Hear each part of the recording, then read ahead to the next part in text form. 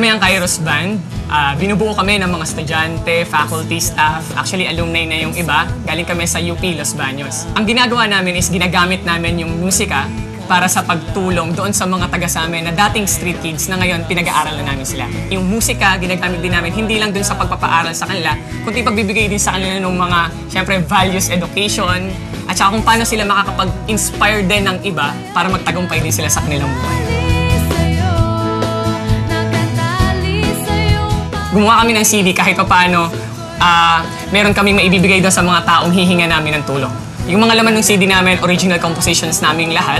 At yung mga laman nun, alam namin na magugustuhan ng iba at may inspire din sila. Yung purpose kasi ng music maganda kasi yung pinaglalaanan namin. Kaya pag ginawa namin music namin talagang buong puso. Kasi alam namin, para doon sa mga bata ito, yung mga tutulungan namin na matupad yung pangarap nila. Tapos may mga kanta kaming ginagawa para mag-encourage para sa positive change.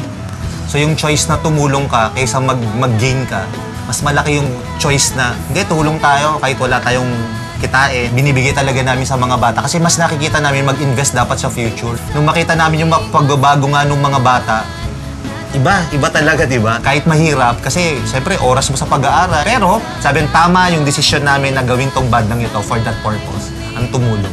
Yes, we made the right choice. Binigyan po kami ng papel at libro. Tapos, tinuruan pa kami ng math and science.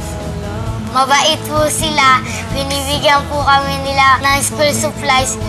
Tinutulungan po kami nila mag-aral. Doon sa mga beneficiaries namin, hindi lang po kasi kami nagbibigay ng mga school supplies. Yun po mismong kanta namin.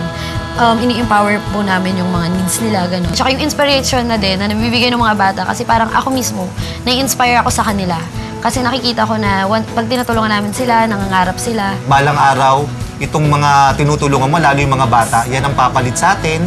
Sila yung magpapatuloy ng future. So kailangan ibigay natin yung best sa kanila. At huwag tayo magsasawa na tumulong.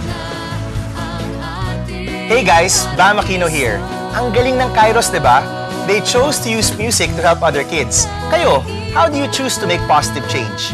Let us know because Jollibee is looking for the next batch of ambassadors. Make a video of yourself and your talent, send it to us and tell us kung paano kayo nakakatulong at nagpapasaya ng ibang tao. Just visit the Jollibee FB page to learn how to join or click the link dito sa video. The winners can get up to 100,000 worth of prizes. Sali na!